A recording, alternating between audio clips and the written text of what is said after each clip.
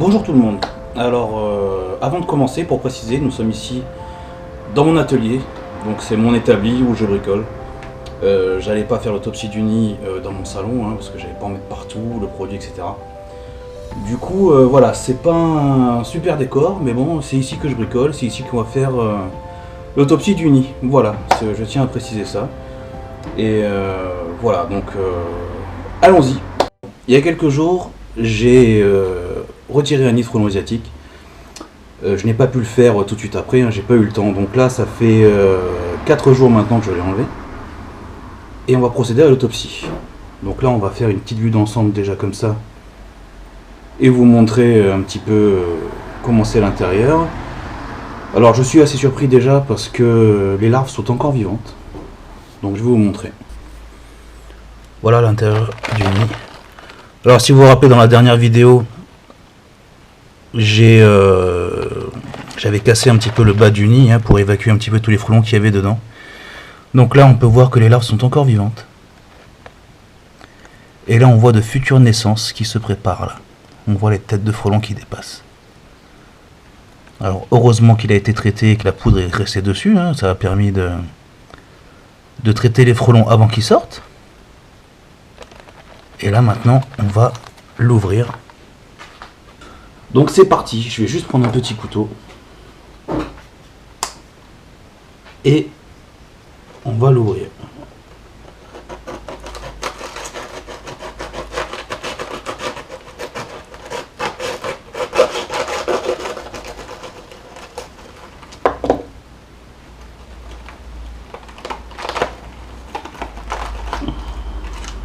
Voilà. Donc là on voit la structure extérieure du nid. Hein. Donc en fait c'est un isolant au froid. Donc quand on laisse grossir les nids à fin novembre, quand on a les gros nids, l'épaisseur de l'isolation varie. Hein, là c'est un petit nid donc il fait 2 cm. Mais ça peut aller jusqu'à 5 voire 10 cm d'épaisseur. Donc voilà. Là on voit la façon qu'ils ont fait le nid. Donc en fait, sur la vidéo que j'avais faite, quand j'ai traité le nid, on a vu que le nid était posé sur un bois qui était très foncé. Ils ont servi de ce bois là pour faire leur nid. Parce que ils vont creuser le bois, mélanger à leur salive, et avec ça ils vont faire de la pâte à papier. Et de là, avec leur mandibule, ils vont construire le nid, donc en faisant des cercles comme ça. Et en fait, les différences de couleurs que l'on voit, c'est selon les essences de bois qu'ils ont pris. Alors l'écorce ou le bois tendre au milieu, voilà, ils alternent entre l'écorce et le bois tendre pour construire leur nid comme ça. Donc c'est très joli, hein. C'est vraiment super joli comment c'est fait. Enfin moi j'adore en tout cas. On pourra en faire une belle lampe. Voilà, et là maintenant on a les fameuses galettes qui se présentent comme ça. Comme ça. Hein. Donc il faut imaginer ça à l'intérieur du nid. Et dans chaque alvéole, il y a un œuf pondu, une larve qui finit par devenir un frelon. C'est super bien fait. Hein. On voit les renforts. Hein, comment ça tient. C'est des vrais petits ingénieurs, hein, ces frelons. Donc voilà, donc je vais enlever une galette pour bien montrer. Et on va enlever les opercules.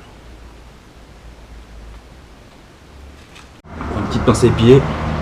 Alors, donc là on voit les larves toujours en vie. Ça se présente comme ça. Alors là on voit très bien le liquide qu'elle sécrète. Elle sécrète beaucoup de liquide. Et en fait les frelons se nourrissent vraiment de ce liquide là. Ils ne peuvent pas manger de solide, donc c'est vraiment... la nature est bien faite, parce que les larves dépendent des frelons, les frelons dépendent des larves. Donc là voilà. Alors je signale au passage que ça pue, vraiment. Et là on va sortir un petit frelon asiatique de son opercule. Alors l'opercule est plutôt costaud.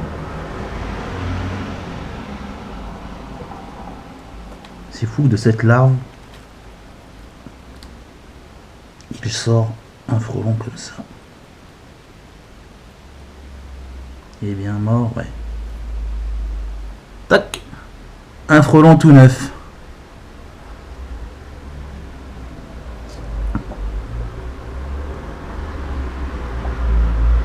Donc on va bien regarder. Donc lui il a été traité direct, le pauvre il a même pas vu la lumière celui-là.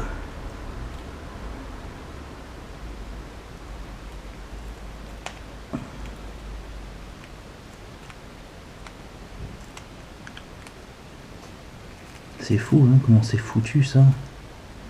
Voilà une larve qui est même pas développée encore. Voilà l'opercule.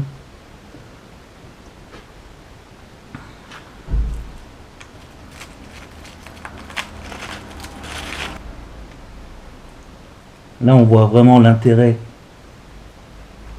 de la poudre, hein, de la rémanence de la poudre, parce que lui sinon il serait sorti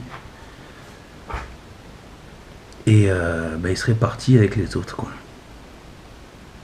Donc là aussi on voit très bien que chaque frelon sort de taille adulte. En fait ça dépend réellement de la taille de l'alvéole. C'est la taille de l'alvéole qui va déterminer la taille du frelon. C'est complètement fou.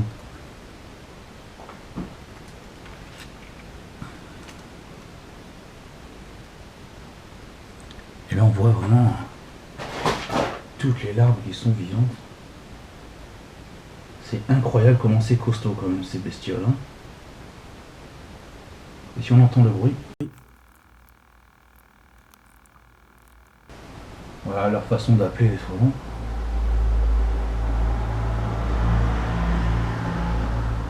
Ouais, il y a une centaine déjà dans une petite galette comme ça. Hein, bon, j'ai compté à peu près. Hein. Il y a une centaine d'alvéoles là. Il y a 100 frelons dans ce petit truc là. C'est un tout petit nid. Du coup, là, on peut estimer à peu près. Ça fait 100, 200, 300, 400, 500, ouais. Il y a à peu près 600 individus là dans ce nid. Environ. Dans un petit nid comme ça.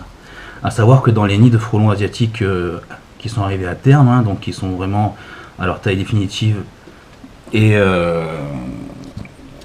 qui sont à leur taille maxi, ben il y a à peu près, quand ils arrivent à leur taille maxi, il y a environ 15 000 individus par nid. De ces 15 000 individus sort à peu près entre 200 et 500 reines hein, qui vont aller s'enterrer pour la saison suivante. Donc potentiellement 200 à 500 nids futurs la saison d'après.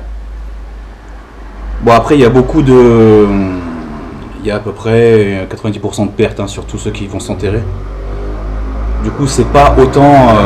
c'est pas 500 reines qui partent et ça fait pas 500 nids, c'est pas vrai parce que la plupart ben soit ils vont pas ils vont pas survivre à l'hiver ou...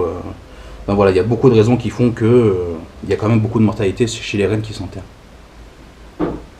Bon, bah j'espère que cette vidéo vous aura plu. Moi j'ai pris plaisir à la faire en tout cas. Vous pouvez me retrouver sur Facebook, sur ma page de Droneover. J'ai également une chaîne YouTube. Donc n'hésitez pas à vous abonner pour voir mes dernières vidéos.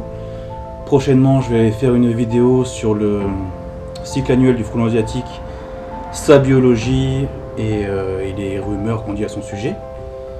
Donc voilà, en tout cas... merci beaucoup et je vous dis à très bientôt. Au revoir.